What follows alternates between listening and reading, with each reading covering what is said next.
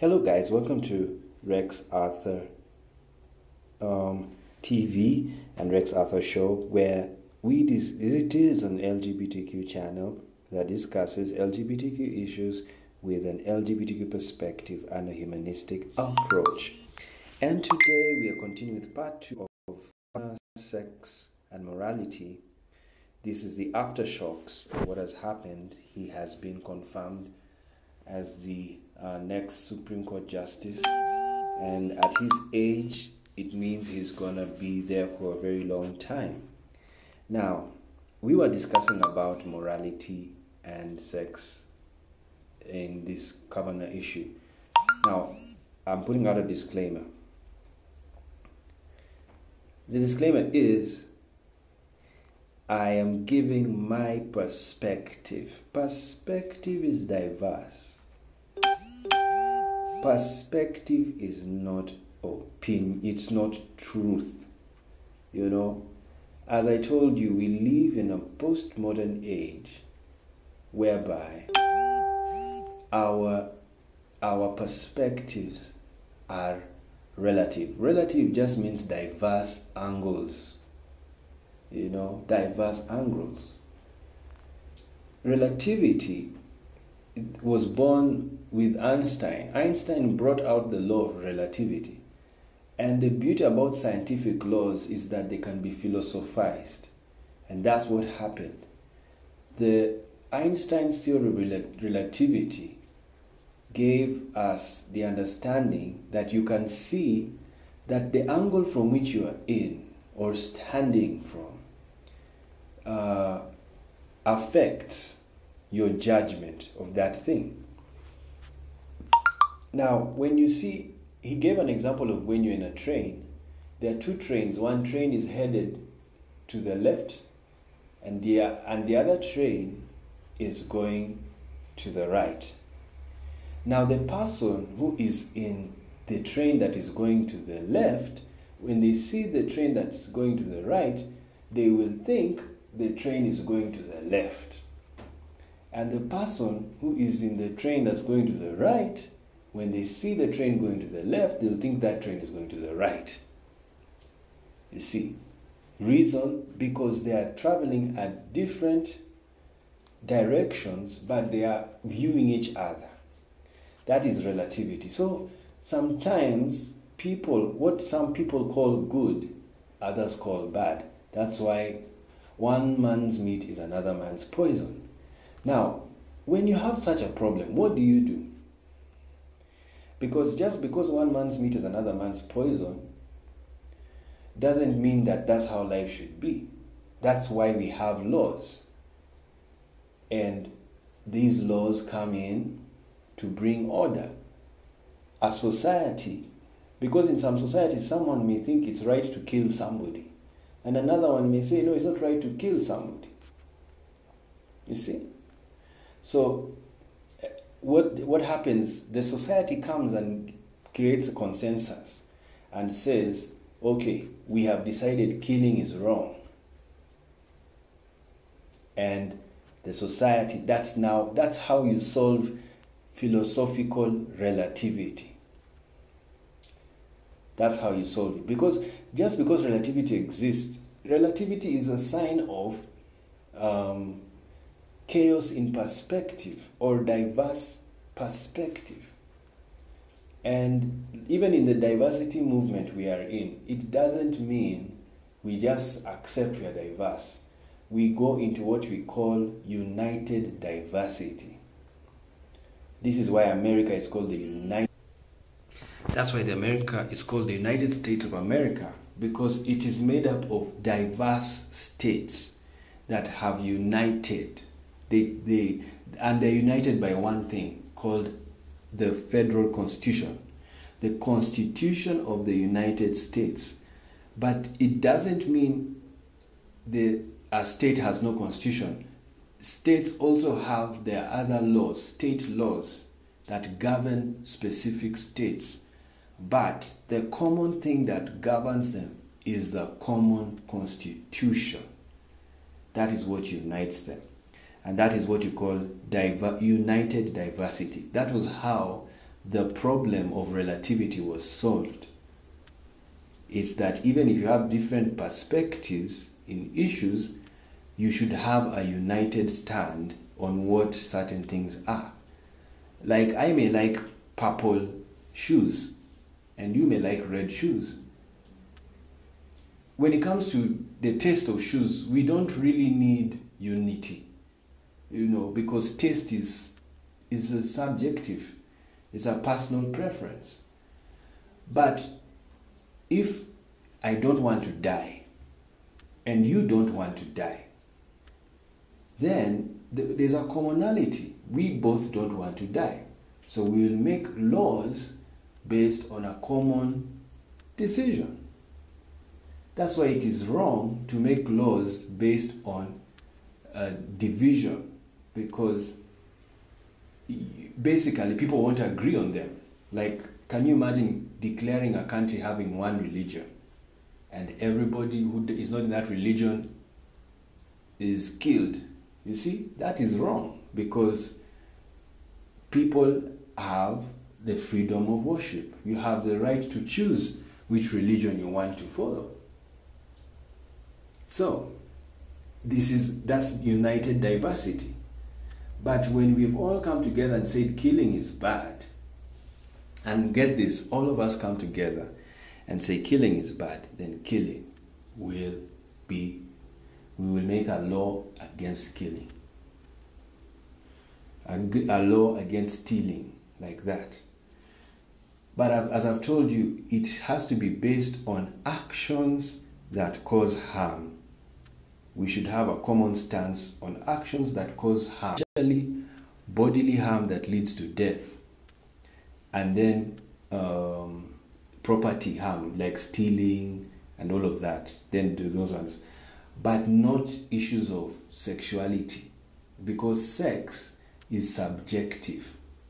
Even in heterosexual situations, one person is ugly to another, but that same person you're calling ugly is called beautiful by another. So even in heterosexual LGBTQ, that's why we say we are giving an LGBTQ perspective. Yes, as an LGBTQ person.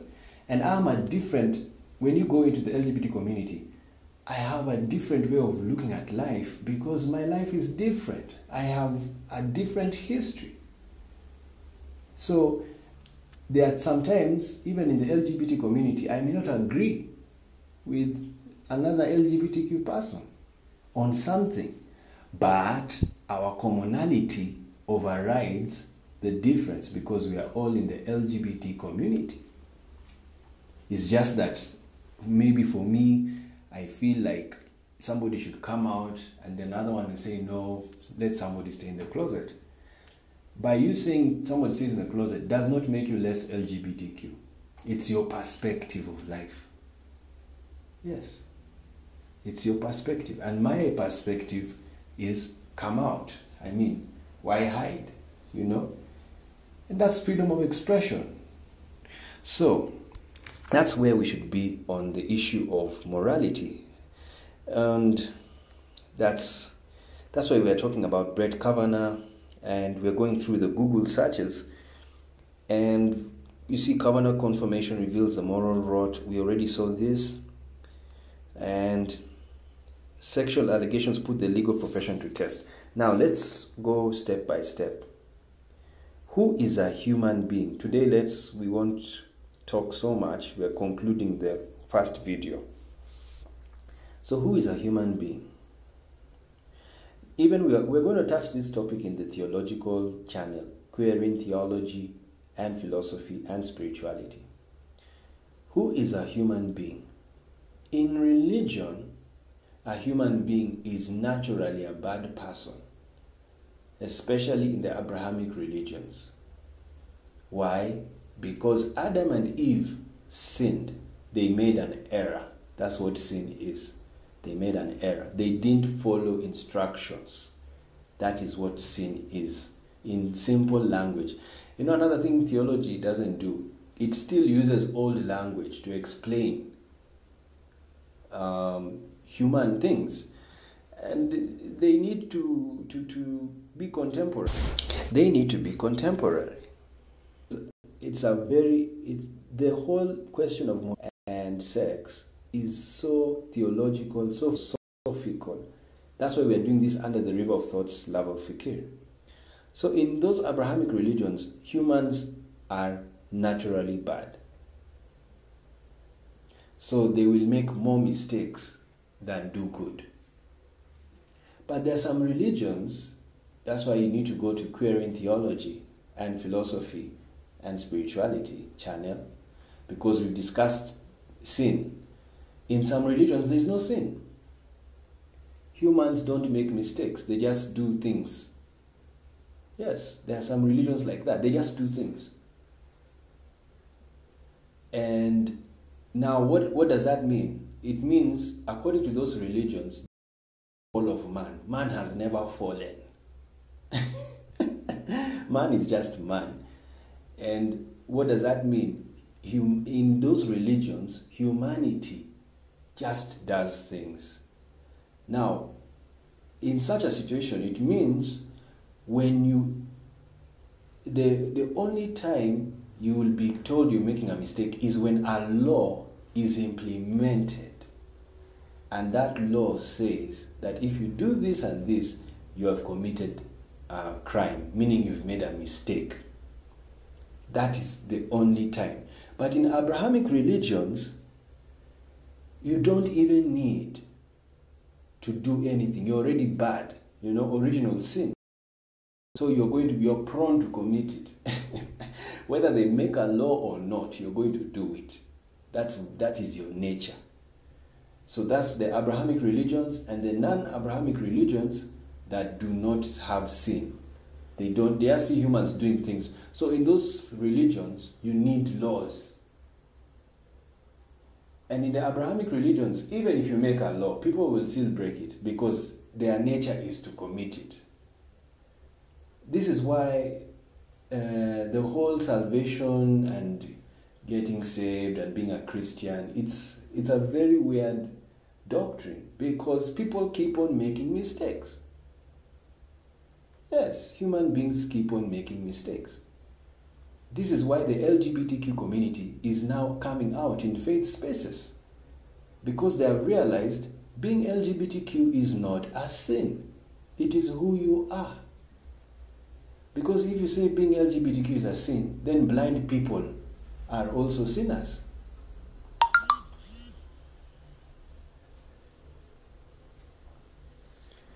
It also means disabled people are sinners. And guess what? Do you know that was the view in the past, in ancient times?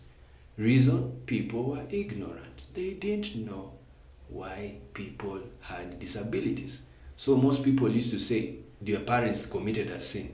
That's why they are blind. That's what the disciples told Jesus. They said, is this man blind because of what the parents did? That they committed a sin. So the curse was that the son will be blind. And Jesus said no. You see? He said no. He answered the question and it was no. And I agree. It's not about sin. It's nature. Human nature. Nature is diverse. Genes are diverse. That's why some people are homosexual, some are heterosexual, some are even bisexual, some are even pansexual. Can you imagine? Yes, it's diversity. Diversity is natural. So when you see diversity in an area, please, and especially natural diversity, do not even attempt to attack it. You see, the reason why we're discussing sexual assault is because it is a common offense, even in the law. And now what we were discussing now was just the moral question and the fact that morality is diverse, humanity. So number one, we've dealt with humanity. Some people view humans as good, others view humans as bad, other philosophical schools view humans as neutral. they just do things, Good or bad can only be defined by a state. That's all. But without a law, even if a human decides to hit his head on the wall, you're a good guy. I mean, you just hit your head on the wall. It's not a moral question. That's what some religions hold. Now, we've dealt with humanity. So, if you view humans as bad, it will affect your judgment. The same way as if you view humans as good, it will affect your judgment. The same way if you view humans as humans, they just do what they want to do, it will also affect your judgment. So what am I trying to say? What is happening in America with the Kavanaugh case? Of course, it's gone. It's finished. It's dead and buried. In the sense that he's now as justice in the Supreme Court. The lesson you learn is that people have different views of the thing that is happening. And I know Susan Collins was a Democrat, and she's the real showstopper in the Kavanaugh confirmation. And she said something which was right. She said that evidence is needed to implicate Kavanaugh of the wrong. By her saying that, it doesn't mean she was supporting Kavanaugh or whatever happened, or she was fighting Dr. Ford. Nobody knows what happened. So the only way we get to know what happened is through evidence.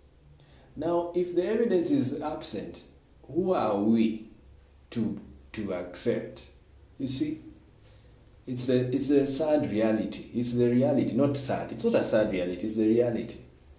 So what should have happened is investigations should happen and would have happened and then either cleared Kavanaugh or implicated him of doing that. So anyway, we already discussed that in the other video, so we won't go into deep. But I just wanted to bring Susan Collins in because the confirmation was, and the nullification of the confirmation was based on this assault case. You see, that's why it's very important to understand what was the problem. The problem was this man was being stopped from being a justice because of a case that happened over 3 decades ago. So they wanted to know, did he actually commit it? Because if he did, it then will question his integrity as a person. You see? And that's why they had to solve it. Now the problem they got themselves in, they couldn't prove it sufficiently. And this guy is a nominee. So if it can't be proved, then what's going to happen? He was going to win. So, and if the Senate was filled with Republicans, let's say if there were Democrats who were very few, I'm telling you, this won't be a discussion. Because the Republicans will win whether you like it or not. They have the numbers. You see? So politics is going through a lot of review. Yeah? A lot of review. Because especially what I call the majority democracy, it is, in my view, it has a problem. Because the majority always wins. So what do? Do you know why the midterm elections in US is going to be very hot? It's because it's a game of numbers. The more numbers you have, the more you will get your policies passed as a party. And as I said, I'm going to do another video one time about ancient democracy. It was not about party policies. It was about individual ideas that went to the floor. And the best idea was implemented. But the party system has flaws. And I will discuss it in that video, not today. Now let's conclude on sexuality. Now Kavanaugh was accused of sex that happened when he was in high school. Now, that's a very tricky thing. I know in America, when it comes to sexuality, they take it very seriously. Some countries don't. Yes, some countries don't take it very seriously. So this is just an American. It's just because America. If you know the history of America, it's very Christian, and you know the Puritans ruled that country, and so they were so dogmatic on morality, especially sexual morality. Go and read about the Puritans. Very interesting people, and maybe a bit of the Pilgrims. But the Puritans really took over, and then they Calvinism, Methodists. It's very theological. People need to understand theology is psychology. It is data. So, as I said in the other video, it's not just the economy is stupid. It's also the theology stupid. Yes, it's the theology. You are what you believe. So, if you believe Puritan theology, you will be Puritan. And Puritans are very weird people. You know, they would, even sex was so feared. Go and read the Amish people, how they live. That's why you see, you need to know a politician's philosophical religious. I mean, look at Obama. Obama was a UCC, United Church of Christ, a Unitarian church. And do you know what? He actually made policies like a Unitarian. Number one, bipartisanship. He stretched out his hands to Republicans. Which president ever did that? But that's how Unitarians behave. They reach out to all religions. They call them to their services. Come, tell us. Yes, we also know you're also spiritual. We don't attack your religion. Just imagine if Obama was in a Baptist church. He was a Baptist. And I'm sure you know. I mean, look at Martin Luther King. He was in a Baptist church. You know? And if you look at Martin Luther King, he was very loud. He was louder than Obama. Yes, they believed the same things, but he was louder than Obama. Why? The Baptist church he attended, that's how they were loud. When you read UCC is a different church. They're a bit more quiet. So you see how the spaces you are in can affect your mind and how you do things. So that's what's happening in America. Your religion can affect your judgment on morality, and that's what has happened. So as we finish, you see, they're talking about sexual assault isn't a big deal. That's the issue.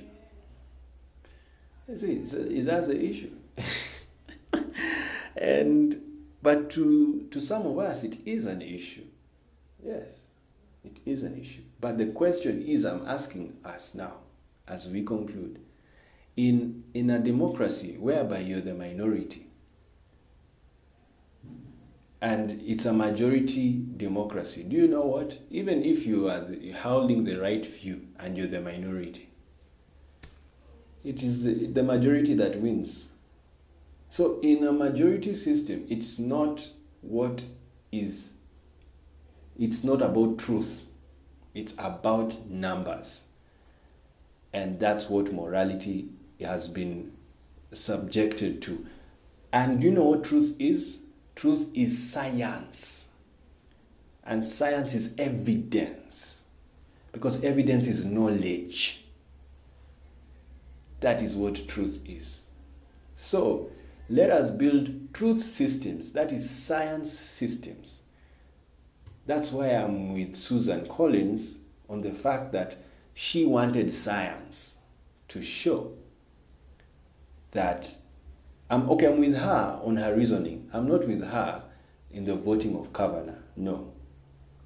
I'm with her on her reasoning that if you are going to use the scandal to cancel him, it's not wise, because there was not enough evidence to prove it happened.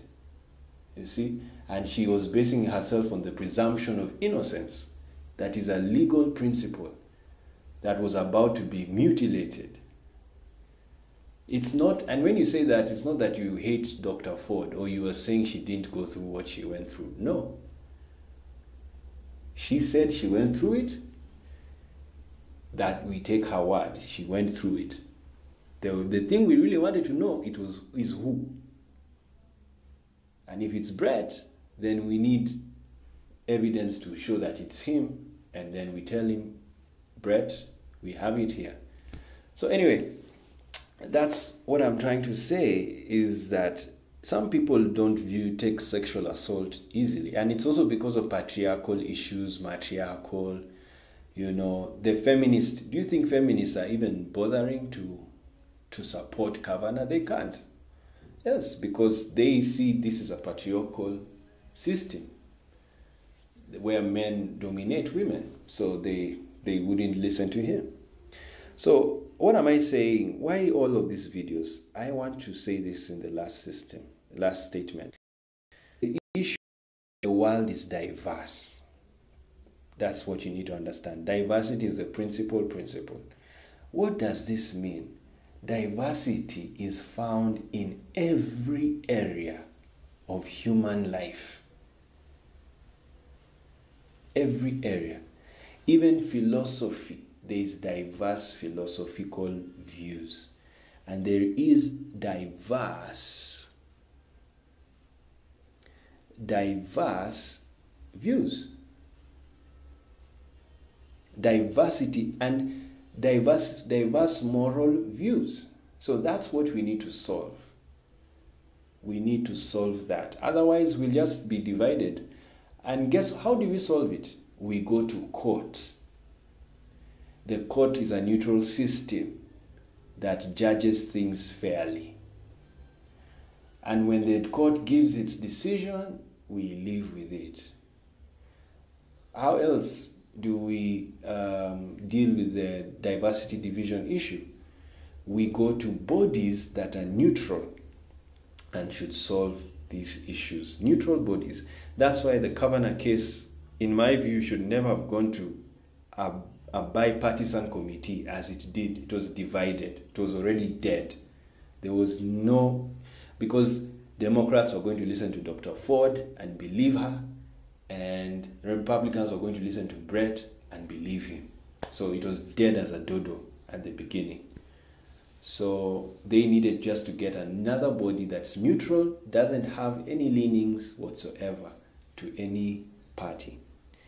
And that's what morality is. Morality comes from the word mores, meaning customs. And the problem we're having all over the world, we are having very many cultures that have different customs from each other. So they are always fighting each other. And that's why the best way is to come together and let us have a common custom. I even believe the world needs a constitution. The United Nations has no constitution for the nations. If we did that, we would not be wasting time, trying to decriminalize LGBTQ persons. Yes, sexual orientation is a constitutional disposition. By that we mean gay people have a culture. Just like a Russian has his culture. Just like transgenders have their culture. So what does this mean? You are not allowed to oppress any culture. Yes, any. No culture is supposed to be oppressed, and that includes the LGBTQ culture. That means any country that has homophobic laws is oppressing the LGBTQ culture, and that is cultural genocide. Yes. Because why do we protect cultures? They are natural. Gay people don't want to sleep with straight people. They want to sleep with gay people. you don't speak Mandarin to a Portuguese and expect he's going to respond in Mandarin. So that is why the LGBTQ culture all over the world should be accorded their rights. It's the easiest thing to solve because they're a culture. They have proved they're a culture. They do things together. They know how to love each other. They even have quarrels like other cultures do. So give them their rights. And anyway, that's my take on Kavanaugh, sex and morality. And it's just an interesting thing. The world is reinventing morality, reinventing sex, and we are having a lot. I feel like we're in a transition period. And of course, to the Aquarian age of science. And things will be more scientific. What do I mean by this? If you are sexually assaulted, like what happened to Dr. Ford, please report it as soon as possible. Because this Kavanaugh case has taught you a lesson that if you don't report something early, if you report it 30 years later, it may not hold water. Why? Evidence is gone. Even your memory, why would one count on your memory? You see? So, to any sexual assault person who has been assaulted, very sorry you went through that. And what you need is a lot of counseling, a lot of psychological healing, and encouragement. As we said in the other video, Dr. Ford needs that. She needs to sit down and get in tune and let go of the past. It's not easy, but it's possible.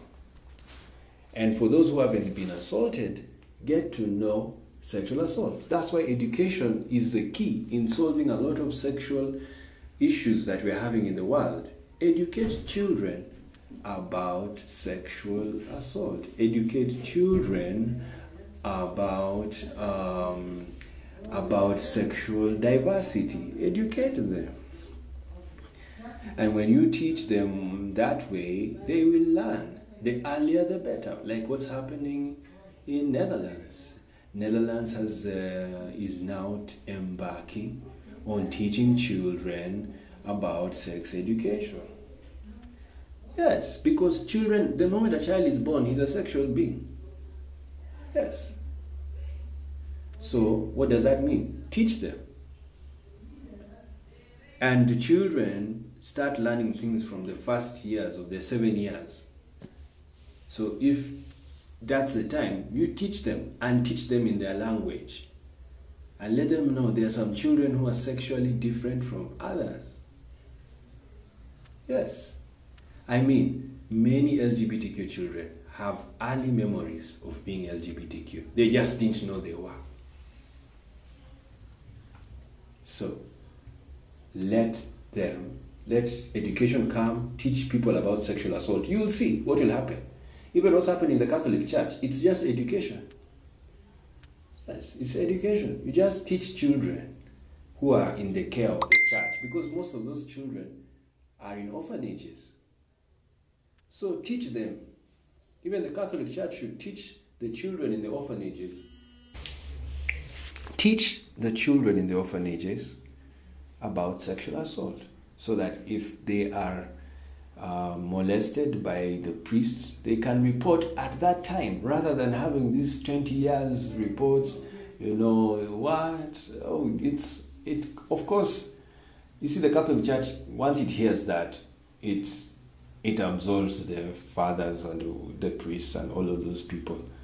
But we really need to build systems. It's all about system creation, the infrastructure of a system whereby when somebody is offended, please report at that time so that it's solved at that time. That's how you do it. And the earlier the better. Why is it early for you? Even for the victim of sexual assault, you will not live with the horror. You see, you will deal with it quickly. This is what they should teach people who are sexually vulnerable to sexual assault. Vulnerable to sexual assault. They need also to be taught the importance of early reporting. It saves them a lot of psychological hell. Because number one, you will understand that not all men are like that. Because there's another thing I'm going to talk about, but not today. The generalization of humanity, whereby when a man has assaulted you, it means all men are bad. So there's a lot of education to do out there for people when it's sex and issues of morality. And that includes the church, every institution. I mean, look at Hollywood. It also had sexual assault issues, and they should have been solved early. We are losing a lot of talent out there. Then now, lastly, it still gives me questions about humans. What I want to tell you about humans, my perspective, humans are prone to error. Humans are not perfect. That is what you have to understand about humans. Yes, a human can even... Do you know why the law has habitual offenders? There are some people who are habitual offenders. Yes, it's understandable. And when somebody is habitual, that's when you bring in a psychologist to study. Even these days, genetics is part of studying psychological behavior. Yes. It is. It is part of, and to me, psychology is physiological. It's biological. It's just very complicated physiology. We've still not understood. Do you know they want AI machines to have a consciousness? And they'll get it. It's just that psychology is advanced physiology. Why I say this is when people die, why don't you see their spirit coming to you at the coffin and say, you know what, guys, that's my body inside there, but I'm here. You see? When people die, even they can't talk to us. And consciousness involves speech, involves thinking. So that part of life we haven't understood very well. And because of that, we just make speculations. But for me, psychology is physiological because when you die, your psyche is also dead.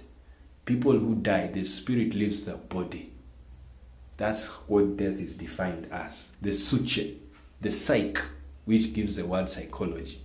So when your psyche leaves the body, so the question people are struggling with, where does a psyche go? Is the psyche really oxygen that is playing around with the neurons? Or is it physiological, or is it spirit? It's in the brain, ingestion of alcohol. Already we know when people take alcohol, marijuana, there is something that happens to the brain and therefore the psyche. What happens? So we're gonna look at that, and yeah, end of discussion.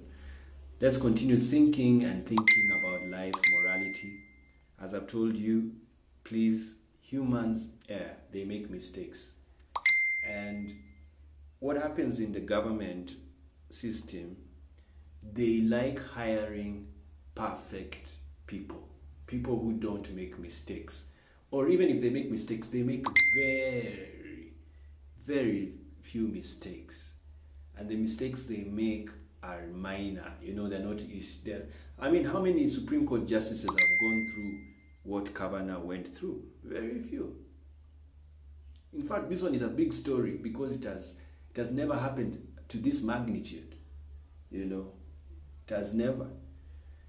Because most justices have minor mistakes. They don't have major mistakes like sexual assault. It's a major mistake. Murder. Can you imagine putting a justice who's been accused of murder. I mean, it's completely madness to do that.